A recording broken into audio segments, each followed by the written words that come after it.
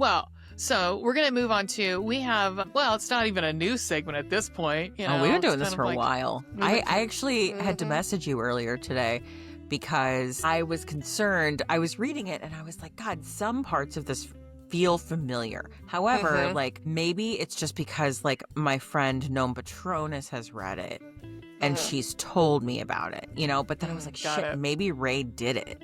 And so I messaged you earlier to ask, like, I don't know if we've already done this one. And you were like, do you want to tell me what it is? But I didn't want to ruin the surprise. So I was like, I'm just going to give you one word from it. Yeah. And you were like, no, I definitely would have remembered that. Yeah. So at any rate, that brings us to our next segment. Would you like to tell, because it's my turn, so would you like to tell everyone what this is? I'd love to. So we've discovered that there's a plethora, a dirge, a tranche of sentient object romance novels. And we said, what the hey? We have a spot open, a hole, you might say, open in our schedule that we'd love to fill it with some monster smut. Or not monster smut. No, not. Well, they're kind of monsters. It's sentient object smut. Yeah, I mean, you know, it's monstrous when you think about it in certain cases. But so this is sentient object smut, or S.O.S. It sure is. My dear, what are you describing to me this week? Okay, so I'm like, the moment I tell you what the title is. We usually try to guess what it is about. Yes, too. But you'll know when I tell you the title. Okay. I am so excited to tell you about this little novella. It's a Christmas novella, and I'm not sorry. Okay, you could say I'm wishing for happier times. This is. I'm so excited. Again, what a time to be alive. Okay, just what a time to be alive. And this just came out in this past December. Okay. It is called Gagged by the Gherkin. And it is by the pen name of this author. I can see why you would think that I would have done it, because... I mean, it's possible, because you like pickles. I love pickles. Also got a order from Picklelicious up in New Jersey. It was delicious. All kinds of pickles. Anyhow. Yummy. This author Please give us sponsorship. Right. Please bring me pickles. Please send me pickles. Please do. This author's name is Biblio Barbie. Okay. All right. I mean, that's her pen name. It's not her real name. I know. I'm good for her. I think it's hysterical. It's pretty great. It's okay. Gagged by the Gherkin is only 76 pages. I read it today. The first 76 pages of goodness, of sour goodness. I would love to read for you. Okay. I have several quotes. I actually highlighted quite a bit because it made me laugh. But I want to read something from I want to read the content notes too. Okay. This is a silly short story about a pickle ornament coming to life and having intimate relations with a human woman. She's have a pickle ornament. Yes, of course you do. This is a German thing. Yes. He's kind of sentient object, kind of paranormal. We'll just call it Christmas magic. It's short, silly, and not meant to be serious or a masterpiece. If you don't like pickles, ranch, or endless puns, then turn back now and spare yourself. It gets weird. You've been warned. Please take a look at the following list to ensure that you are comfortable reading this book before you continue. Your mental health is important. Okay, this is the list. I mean, I love all of those things. I don't like puns, but I like pickle puns. There are a shit ton of pickle puns. You might say that I relished in the pickle puns. You have a... Okay, never mind. No, keep going. Yes, I love it. I love it. This is the list. Light degradation, homemade ranch, emphasis on homemade, dirty talk, intimate relations with a pickle man, Christmas magic and tradition, self-pleasure toys, family Christmas traditions, annoying brothers, but not like that, picklehood, lots of terrible puns, some vine punishment and fun, unique pickle anatomy, mouths on parts, lots of gagging, saliva, self-leaven, Shia Pega, and ranch play. Can we take a veer back for 1 second? Uh-huh. What is it, the sibling, whatever that is not what you think? What does that mean? Oh, because like in some taboo romances, there's like stepbrother romance. Okay, so I think like, she's trying to say like it's not like there's no incest happening in this book. I think that's what she's saying. It's not the Folgers commercial. Got it. Correct. Yeah. There's no like stepbrother loving in this. I will say there's also a picture. I don't know if you can be able to see this, but there's a picture. Of the pickle not really. Okay. Whatever. There's a picture of the pickle ornament in the book. Oh, believe me, in the past month, I have helped, burned a couple trees using AI to chat GPT a muscular pickle man. So I'm seeing a lot. I'm sorry, have you? And why? Well, before we dropped Witcher Tickle Pickle from B3, that was going to be, I made a shirt and everything, and it's super cute. I still might try to sell it because it's super cute, but it doesn't have a muscular pickle man, but it's got a pickle man. And it's like this. Listen. Yeah. Mm-hmm. That is very, it's in line with what we're about to talk about. Okay. All right. Okay. First of all, the first thing I highlighted in this book, I have to say, this is like kind of off topic, but so she's home for the holidays. That's what's going on. Everybody, it's always their home for the holidays. Yes. Her boyfriend just broke up with her, and she's not really sad about it. She's just like, you're a fucking asshole for breaking up with me, and then immediately starting, like, he broke up with her because, like, he was starting law school, and he was like, I'm not going to have time. Oh, he legally blonded it. Yes. And then like immediately started dating someone else, right? So, and she saw it on Instagram. So then she like couldn't sleep because she was irritated. And she was like, you know what always makes me fall asleep? A good orgasm. So she gets on her vibrator and she's like starting to think about her ex because like regardless of how much of an asshole he is, like he was good and bad. Right. So. And probably the last person she's been with. So yeah. Totally and so she was like, I just like, don't think about him. Don't get off to thoughts of your ex-boyfriend. Like right now, like just whatever. But you'll appreciate this. Her name is Sarah. Sarah, it's cool. Think of Adam Driver in his little high-waist space pants. Okay, yes, now we're on the right track. You mean Ben Swallow? Yes. Uh-huh. Got it. Up in my brain case. Got it. Uh-huh. Yep. Okay. So then she starts to, I just hit that. Then she starts trying to like steer her imagination elsewhere. And she's like, for some reason, pickles pop into mind. Okay, and she's Every like, time what you need a pickle, man. She's like, whatever. Just like, it's 3:00 in the morning. I need to go to sleep. Like, let's just roll with this, right? So she has this like fantasy of like, pickle man, okay? As you do. A tangy smell pierces the air. Vinegar and dill fill my nose, making it tickle. His body is pickle-shaped with hues of olive and moss, but his face has typical human features. Humanoid arms with bumps and grooves cage my head in. No. Fine green lips hovering just above me. No. I can practically taste the brine from his breath as he pants with each thrust. Brine my dickle, Sarah, for me. No.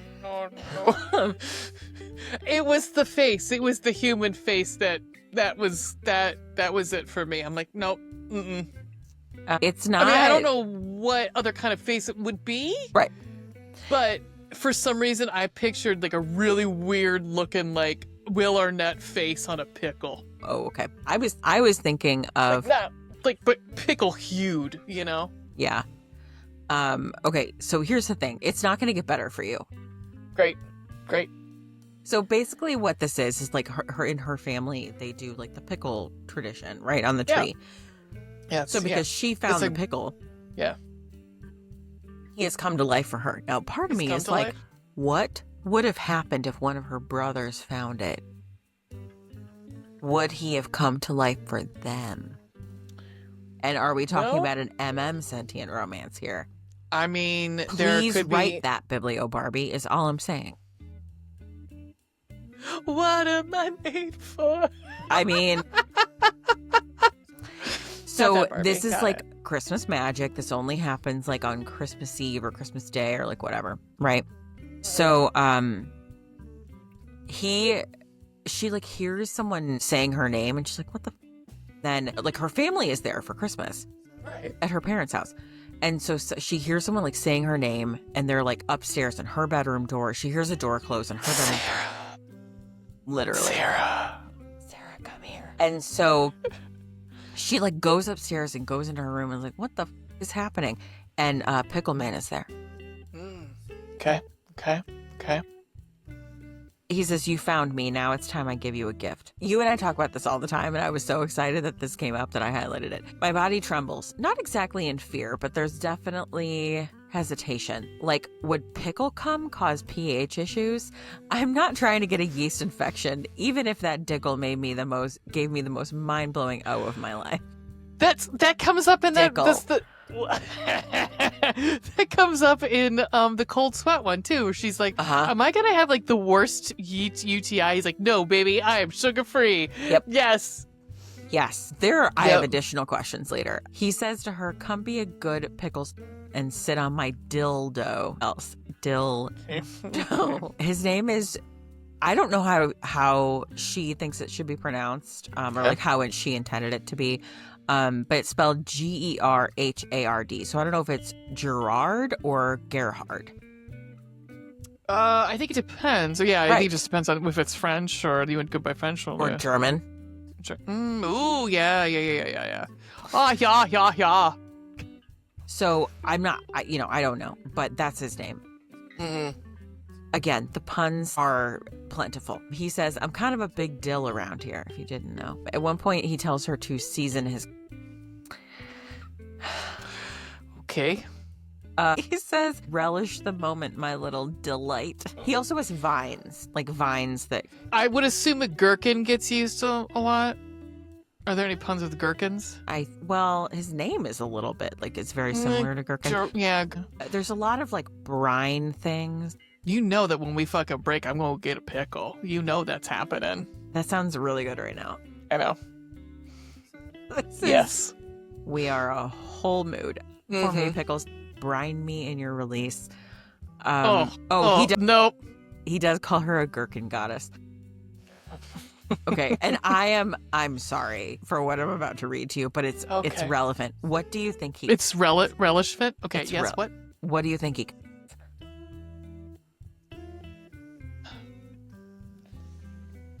Oh God,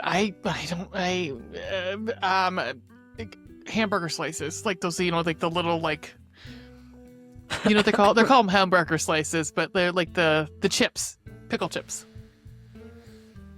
I'm really sorry to tell you that you're wrong, because I don't think that you're going to enjoy this, because I did not. I was like, I figured brine would be too easy. Right. So it was in the content warnings. Oh no! Yes. Nope. Thick, Nope. thick, creamy fluid with green speckles pours out of me, painting his lap and my sheets. Go on. I had some for taste dinner. it. She says, ranch, it's my favorite condiment. And he says, homemade. Hidden Valley.